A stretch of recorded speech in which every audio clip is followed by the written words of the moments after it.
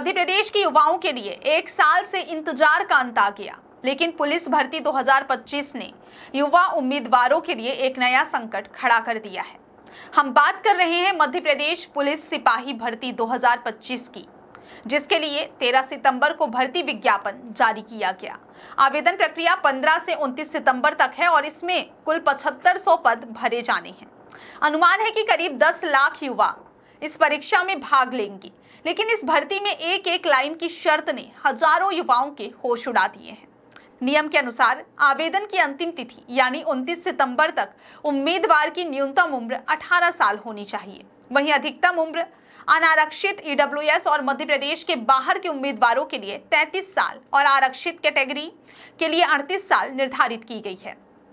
याद दिला दें कि पूर्व में हर भर्ती में आयु सीमा तय करने की कट ऑफ तारीख 1 जनवरी रखी जाती थी, चाहे पीएससी भर्ती हो या ईएसबी भर्ती, सभी में नियम यही था। लेकिन इस बार पहली बार आवेदन की अंतिम तिथि को कट ऑफ डेट बनाया गया है। इसका नतीजा यह है कि हजारों युवा इस भर्ती से बाहर हो रहे हैं, जबकि उन्होंने पिछले 8 साल मेहनत और तैयारी की है। युवा उम्मीदवारों ने बार बार ज्ञापन देकर यह मांग की है कि कम से कम 3 साल की छूट दी जाए, जैसे कोविड के समय में दी गई थी। लेकिन फिलहाल पुलिस विभाग और ईएसबी ने इस पर कोई राहत नहीं दी है। और यह समस्या केवल सिपाही भर्ती तक सीमित नहीं है। 8 साल बाद आई एएसआई भर्ती 2025 में भी वही नियम लागू है। आवेदन प्रक्रिया 3 अक्टूबर से 17 अक्टूबर तक है और आयु सीमा की कट ऑफ डेट 17 अक्टूबर 2025 रखी गई है। इसका मतलब यह है कि लाखों युवा जो साल 2017 से तैयारी कर रहे थे, इस भर्ती में भाग नहीं ले पाएंगे।